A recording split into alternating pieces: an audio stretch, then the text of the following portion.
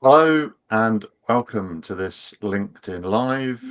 We are broadcasting this on the Collective. For those of you that don't know, the Collective is a fitness industry network where fitness industry professionals come to share, collaborate, and grow. Um, let me do a quick intro of myself. Guy Griffiths, I co-founded the Collective. I like talking about retention and talking about health seekers and stuff like that.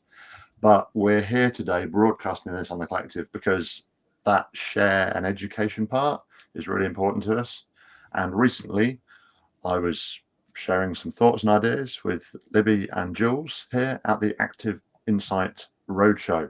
So I'm going to hand over to Jules now as the actual official host to take things away and do an intro of herself. Well, thank you very much, Guy. An official host. I don't know if I've ever had that title before, but really delighted to be here today. So for those of you who don't know me, my name is Jules, and I am the Business Development Director here at Active Insight. And we had a real pleasure delivering our Consumer Insight Roadshow last month alongside ActiveNet Education, where I was delighted to be joined by your good self, Guy. And Libby, of course, you were with us. So if we do a quick handover to you, Libby, to introduce yourself, please, that would be amazing. She has a gulp of water. Thanks, Jules. Hi, everybody. My name's Libby. I'm the founder and director of Disruptive Panda, and I love to talk about leadership, teamship, culture, strategy. My background's transformation and change. I've driven transformation and change in many different services and sectors for over 20 years now. So I come at the culture leadership stuff with that transformation and change head on. Brilliant. Thank you, Libby. Well, we had an absolutely fantastic day, and the Consumer Insight Roadshow really came about because over the last 6 months, particularly, we've got such a range of consumer insight, really understanding barriers to being physically active, motivating factors to being physically active.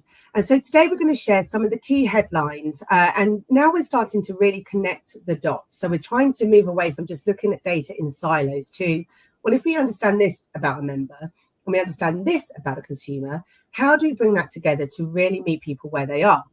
So we have seen consistently at Active Insight through our Consumer Insight panel, which allows us to reach over 62,000 people within the UK. We go out frequently to ask the question, is there a desire to be physically active? So I want to start there today. We see 8.5 out of 10 people say there is a desire to be physically active. It's a really strong desire. So what is that reality? You know, what is that disconnect? So people want to be more physically active, both in facilities and out of facilities. What is holding people back, and why is there a disconnect? So one of the next questions we've gone out to our panel with very recently, and this is part of Moving Communities, we all understand the role and the impact role models have on children and young people being physically active. There is countless research out there that shows that strong correlation between role models and the impact of our youngsters being physically active. And just on that point, and I'll try not to digress too much, but of course, it was going to happen, right, Guy? It's already happened. If anybody watching today happened to watch England on Sunday, and I'm sure there's a number of people that did, at the park last night with my two little ones, you couldn't help but see the amount of young girls that were out playing football. It was fantastic. So there's the impact right there. But of course, a role model doesn't necessarily just mean the lionesses. It means the adults, the people in our lives. How are they going to impact our young people in being physically active? So through our Consumer Insight panel for Moving Communities, we asked, do you consider yourself to be a role model for children and young people when it comes to being physically active? I won't put anyone on the spot here by asking, what do you think our survey said? But when I saw the response, I was actually pretty upset because 56% of that cohort said no. They did not see themselves as a role model when it came to children and young people being physically active. Now, that's kind of our starting point here today, because we know 8.5 out of 10 people have a desire, yet we know 56% of people also don't see themselves to be role models for children and young people. And, I'll try and not look at too many future generations here, but when we look at the impact we have, this is what it's all about. How do we get more young people to be physically active? So this is where we started at our roadshow. We then looked at lapsed member behaviour. So why, in still a cost of living crisis, would anybody still continue to pay for a membership for at least 3 months or more and not physically attend, arguably it doesn't make sense. But what we learned is over 50% of people are prepared to pay for a membership and not attend in the hope that one day they would be that they would be motivated enough to return and go through those doors again. But we've seen, haven't we, through the UK active consumer engagement work, that over 80% of people are coming through our doors to improve their physical strength. Again, an increasingly high percentage are coming through to improve their mental health. So people are coming through our doors with real motivations, real reasons, yet a high number of people are still continuing to lapse, even though COVID woke everybody up. We're still in that model where people come and then they don't continue for a number of reasons. Now, I am flying through a lot of the research because there's quite a lot I'd like to squeeze in today and share with you. But we did a separate piece of research that looked at secondary spend opportunities. And whilst that research really came around driving that income line, of course, whilst Libby, you and I quite often talk about the would you like fries with that approach, there is the opportunity to upserve, not necessarily upsell, but upserve. Now, as we went down that rabbit hole of looking at different data sets, what we learned is that women who have children who are a baby up until the age of 2 are looking for nutritional support. We also learned that women with children aged 2 to 4 are looking for more PT. So if we understand those motivations at that point, this is where we can really support our members so that we don't avoid that lapsing. We can start to connect the dots and bring this data together, all through the lens of the consumer. I hope Libby's okay. So she's done a runner already. So when we start to look at the different insight sets, we can start to get a real picture of the consumer. Now, we're going to hand over in a moment to Libby to start to look at that cultural piece and transformational leadership and the impact of that. But before we finish up, there's obviously a bit more insight I would like to share with you today. When we looked at lapsed members, and like I say, over 50% basically hope one day they'll be motivated enough to return. We did ask the question, did you have any support at the start? And what we know is 39% said that they did have some form of support, but they wanted more. Now, Guy, we talk a lot, don't we, about, and I'll say the word, inductions, but I'll let you discuss that in just a moment. But that whole value proposition piece, to really ensure that we're getting that connection at the start and that effective onboarding, as we all know, is absolutely essential for the longevity of that membership. So in terms of secondary spend, again, coming back to that, what were the top 3 secondary spend items / services that our consumers were interested in? Well, across gender, consistent with age, we saw the number 1 item was guest passes / family passes. From a secondary spend opportunity, that was the one coming through.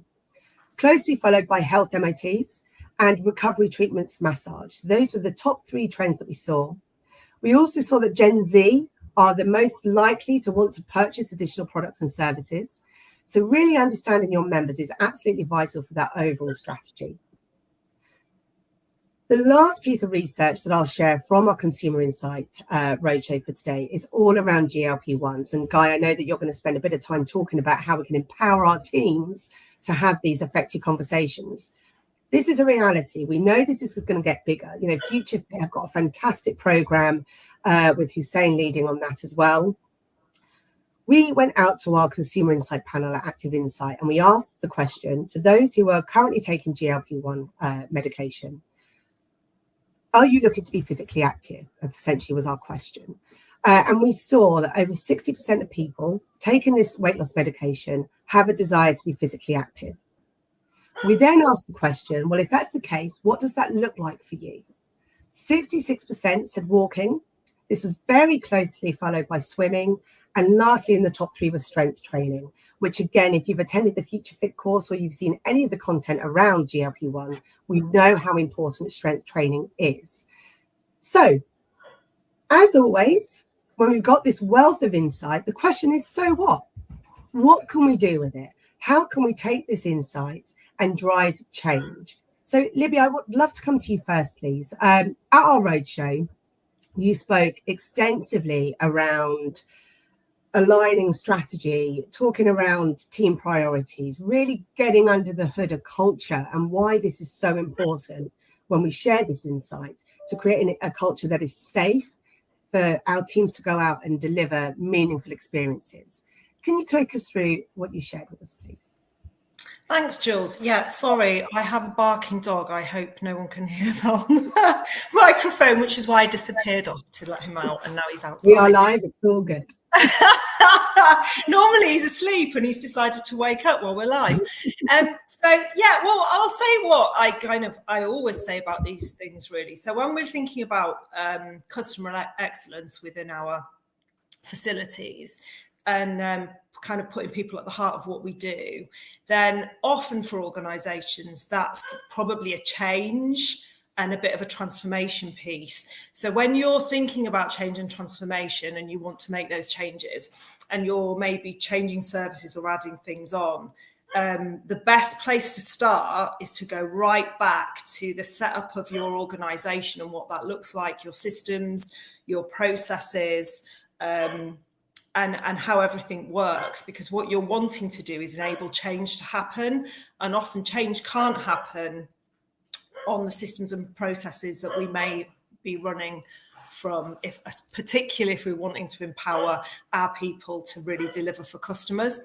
So that's the first thing, is to kind of look at your governance, your people development, your environment, and linked to that is the culture that you have within your organization. So where we're wanting to empower people, we need to think about creating a culture where we're devolving decision making and enabling people that deliver the services to kind of lead on what that might look like. Because often when we're leaders sat in the top of an organization, we don't really understand what happens within our facilities, say in the reception area or maybe in the gym or poolside. We think we have an idea, but actually the people that are there doing that job have a much better idea of what works well and what doesn't work well, and what the barriers are for them to be able to really deliver that customer excellence piece.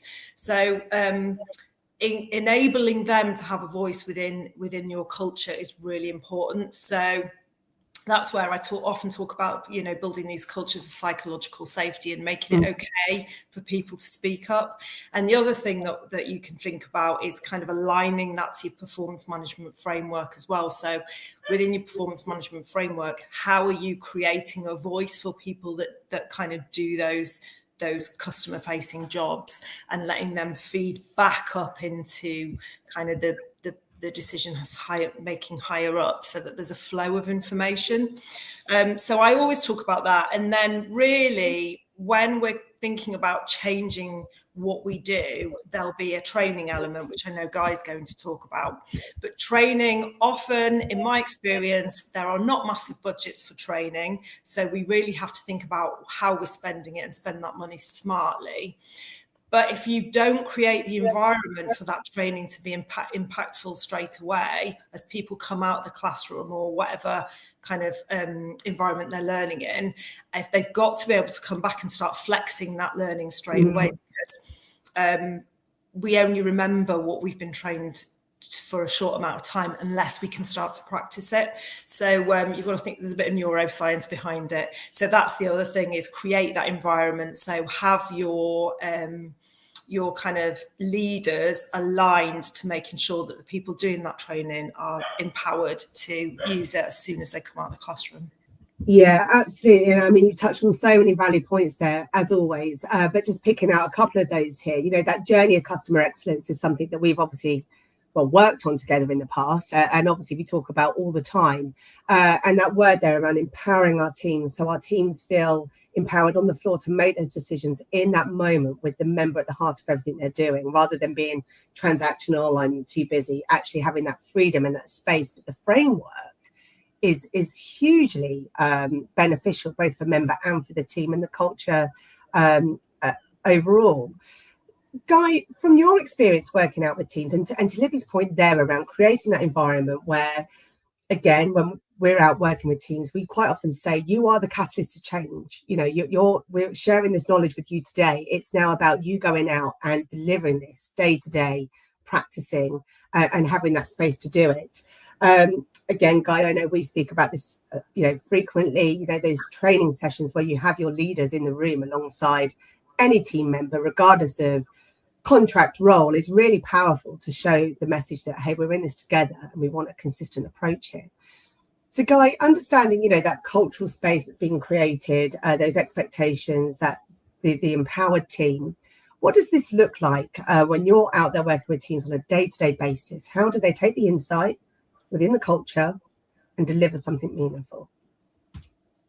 There was a lot there, guys. Yeah. Great question. Part of it you've both already said. It's having everyone in the room, or at least having representation from everyone in the room. It's no good telling fitness instructors or all the fitness instructors that they need to do more inductions, because they're probably keen. They're probably waiting there with open arms to induct people. And I use the term induction. No, I'm going to use the term activation. Thanks. Because I prefer that. It's very stressed at that word. Recent articles, but you need the front of house team to understand the value of an activation, and you need the senior management and even the chief exec or MD to understand the value of an activation and why we're doing it. And in terms of training and culture, it's getting everyone to buy into that and saying, what does it include? What are the non-negotiables? And what does it look like from a member point of view? What feedback have we got from members who've had one recently that will help us to sell it? And there's a whole buy-in, and the Simon Sinek start with why. Why are we doing it? But also, very importantly, to Libby's point about scorecards or performance management, how many have we done? If we had 100 people join last month, how many of them had an activation appointment of some kind? Whether it's a 5-10 minute fast start, we've chatted about your goals, we've got you onto the body composition, and we've booked a follow-up appointment or got you onto the app. Those could be the 3 non-negotiables. But we know that, let's say, just to keep the math simple, half of the members who joined last month, 50 of them had an activation, 50 of them didn't. We're not going to know what their 12-month retention is for another 12 months. But we can look at their first month visits and say that if we plot that forward, we know that people with activations, and there's lots of data on this, will stay somewhere between 1 and 4 months longer. Yeah. So we know the value of an activation is 4 times your monthly revenue or your monthly membership. Again, keep the math simple. Let's call it £30. So that's £120. So if a receptionist lets someone join without booking and then for an activation, they've effectively lost £120. And if everyone is on this same level and understanding, and this is just activations, there's lots of other triggers, but it's a big one, then we know that an activation is now worth £120. And if we don't persuade someone to have one, we've let them down. Yeah. Which comes back into the culture piece. So in summary, the culture bit, yes, it's getting everyone on the same page, getting the buy-in, getting the why, but then also having some measurements and saying, this is the difference it's going to make. This is how we're performing. Should we do better? Yeah. Is it because half of the members who joined were members before? In which case, I would argue, well, they've left once already, at least. Well, and did they have an activation when they last joined 10 years ago? Yeah, absolutely. And again, we see through one of our platforms, Recovery Focus, consistently between 75 to 80% of those that are looking to leave say they'll rejoin again in the future. So really understanding that data is absolutely crucial. And just sort of to come back to a couple of those points there, Guy, we're talking about creating experiences here, which again comes back into that cultural piece, doesn't it? And we need to measure what we're managing here, because what I think is a great experience, Libby, you might not think is a great experience, but if we as an operator say, this is our promise to you, this is our brand promise, this is how we're going to make you feel, then through platforms such as NPS, other ways of collating feedback, is absolutely vital to see, are we delivering on our promise? Which I'm really pleased you've gone there today, Guy, with the stripping back to the why, because again, we've all been in rooms with teams where we talk around retention strategies and it becomes so complicated. And we had this conversation at the Roadshow, didn't we? Where actually, we know through moving communities that the number one area that is used within our facilities is swimming. but a lot of our attention and efforts go typically into health and fitness, etc. And rightfully so for the points that you've raised there, Guy. But there's a huge opportunity there. So if we actually think about the reason we open our doors every day, it's to ensure that everyone we engage with, regardless of the reason why they're coming through our doors, wants to come back at least once, ideally twice, in the following 7 days, whether that is for a swim lesson, whether it's the mum having the coffee. I mean, Libby, I always remember the time I was up working with you and your team, and we were talking about how we wanted people to feel. And this vision will stay with me forever. This young boy around 6, 7 skipped in. Do you remember? We were sat in the cafe area having this conversation, and we all clocked him and said, oh, isn't that sweet? And on the way out, he skipped out again, super happy, and his mum was really happy. And we said, that's how we want people to feel, whether they physically or metaphorically skip in and out of our facilities. That's how we want people to feel. So that really does come back to that culture piece. And Guy, I'd love it if you could share with our guests today a story that you shared with us at the Roadshow around going into a facility and noticing how people are engaging with members and team members. And you were talking about the 3-meter rule. Tell us a bit around that, please, because I love this. Well, I think it's a shame we don't get to hear your tour of the site story as well, but we do need slides with Part that. two, I'm sure we'll it is available on YouTube. But the 3-meter rule is a very straightforward, but actually sometimes a bit harder to embed rule or action, and it is a cultural shift. It was invented, or Walmart and the Disney resorts, I guess, kind of coined the term. And whether it's the 3-meter rule or the 5-meter rule or the 6-foot or 12-foot rule, whatever. The point is, when you're within 3 meters of a guest or a member, or actually anyone within your facility or organization, you should acknowledge them, ideally say hello, and if you use their name, then use their name. Is the basis of it. It would be pretty weird if someone walked through your house and you didn't say hello to them. And the other place you spend a lot of time other than your house is your work. So, acknowledge people and say hello, because it creates a culture, it creates a community, and it's just good. And whenever I walk into a club where they have implemented the 3-meter rule, I know it. And you will want to know a bit more about it. You'll recognize it. Just Google 3-meter rule. There's lots of articles and blogs and things about it. But taking it out of leisure, the story I often tell was of looking around a new school for my son, who's 12 now. So he went up into secondary school a year ago. And we looked around one school. Spoiler alert, the school he is now at that is lovely and he's loving. And some kids were showing us around, probably 13, 14 years old, I guess, or maybe even 12. And as we walked around, they were saying hello to other students that were also doing tours. They were saying hello to teachers and staff and other parents that they knew. And I thought, oh, there's a great vibe here. It feels really nice, feels really comfortable. I love this school. And I clearly recognised that the senior management team, the headmaster, Mr. McSweeney, who's brilliant, had implemented this, because they were Ofsted kind of medium and they are now Ofsted excellent, not because of the 3-meter rule alone, but it was a lovely culture in a nutshell. We looked around another school and the kids were actively avoiding the teacher's gaze and trying to, move along quite quickly. And comparatively, it just didn't feel right. As I say, he got into the first one, but the 3-meter rule, it makes you feel nice. It makes your day go quicker. And what I love is, after talking to clubs about it, presenting it in a workshop, or maybe they've looked at one of our e-learning courses and gone along with it, you see them walking up the corridor after the workshop, just going, hello to someone and trying it. And that person says hello back.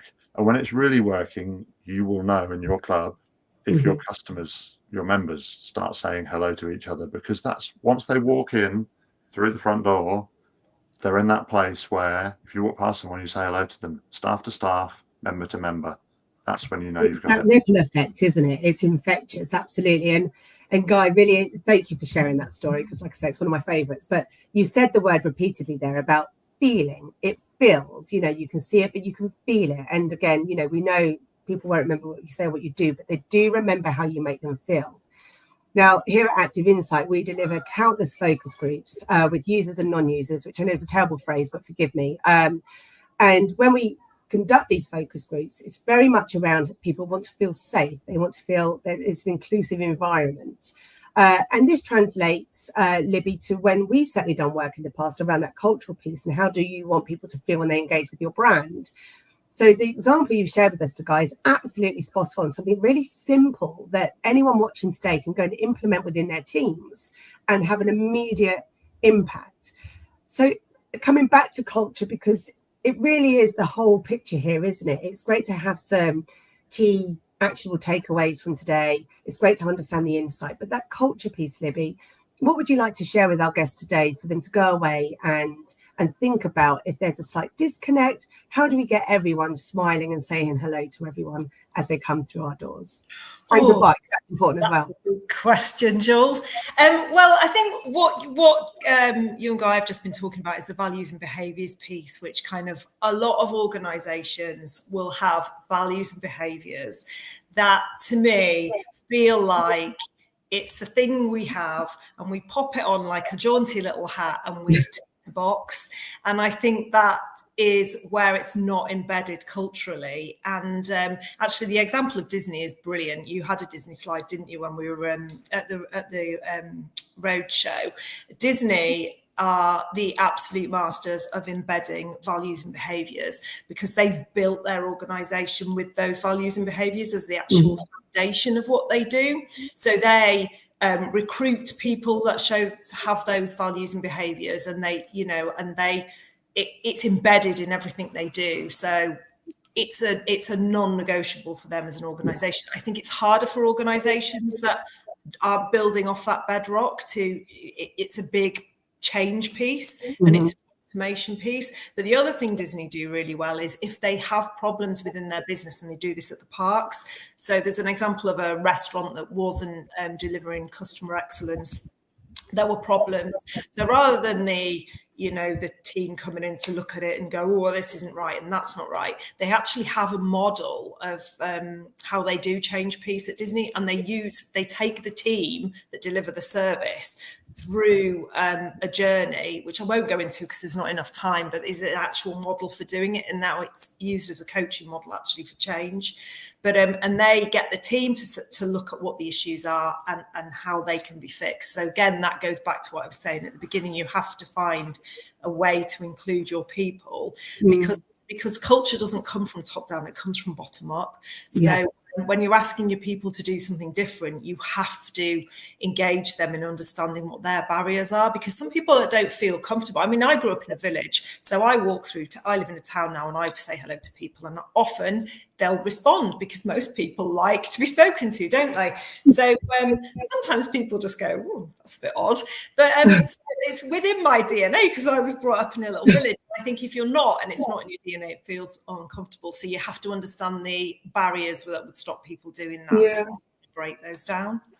It's really funny that it's not funny at all that you've just said that, but I'm really pleased that you have just brought up, how challenging it can be to talk to people. And again, Guy, I know you hear this a lot when you're out working with teams, this objection of, well, people don't want to be spoken to, because we have the perception that, headphones are in, heads down. Actually, there's just no expectation because they haven't been spoken to before. But, when we look at the results from last year's River Communities Customer Experience Survey, 99% of over 46,000 people said that alongside cleanliness, friendly, knowledgeable, helpful staff was the most important factor for them. So if that doesn't tell you that engaging in a meaningful way doesn't mean anything, then I really don't know what to say on that one.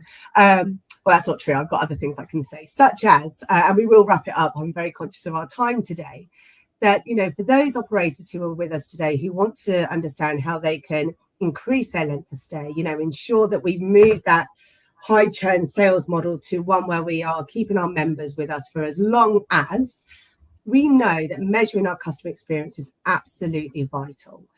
Understanding through the consumer lens, having that consumer insight, applying it, and then, something along the lines of NPS, which we know is absolutely crucial. Those that score you, your 9s and your 10s, your promoters, the ones who are out there in our community saying, oh, they're so fantastic there. They always say hello. Doesn't matter who they are. They always make me feel great. These are your members that absolutely share your values, are like-minded people who are out there raving about you, selling you, defending you if needed. And we've seen through countless research that members who report being spoken to regularly perceive that they are progressing more towards their health and fitness goals, whatever they may be. They visit more often, they spend more time and money with you. And of course, this leads to improved and increased profit and investment. And when you wind all of that back, that just comes from having a good old chit chat with somebody and making them feel good, which I don't think is a bad thing to do, really, is it? So as we wrap up today, and I, again, for those who know us on the call, before we went live, we were talking about the fact we could be here all day talking about this topic, but we're very mindful of your time. So Libby, from a cultural perspective, if there's one key takeaway you could share with our guests today, what would that be? Align your strategy to your systems and processes within your organisation. Make it easy to deliver customer excellence. Don't have barriers in your systems and processes. Brilliant. Thank you, Libby. Guys, same question to you, please. I'm going to throw in that stat that I threw back at you at the event, which is from, it's a little old now, it's from 2018, I think. Nuffield Health surveyed their members, and 55% of their members in their club claimed to not know what they were doing. So my key takeaway, and the secret to retention actually, is to talk to people. So talk to people. The real secret to retention is talking the right way to the right people at the right time. Yeah. But just talk to more people, and if that's in a corridor because you walk past them and we're within 3 meters, then just say hello. You will 9 times out of 10 you'll get a lovely hello back and some good feedback. 1 time out of 10 you might get some negative feedback, but it's better to get that feedback and have it than not hear it. What a gift, hey? Any feedback is always a gift, as we hear from our friends at Circadian. Well, brilliant. Thank you both for joining me today and revisiting the roadshow. We will be delivering more of the roadshows, so we'll obviously keep people up to date with the next date. One later this year is being planned as we speak. But it's been an absolute delight to share the latest consumer insight with you all today, and to hear, practically speaking, from a cultural perspective and on that day-to-day basis, what we can actually do with that consumer insight. So if anybody would like any support with cultural change, transformational leadership, then Disruptive Panda is your place to go. For those watching today who need support with their team training, their retention strategy, Guy, GG Fit, please do reach out to Guy. And if you would like more consumer insight, whether that is external consumer insight or looking at measuring and managing your own customer experience from acquisition to the point where they might look to leave, then please do get in touch with us here at Active Insight, and we'd be very happy to support you. So from me to you, thank you for your time. Thanks, Thanks, Guy. Thanks, Libby. Thanks.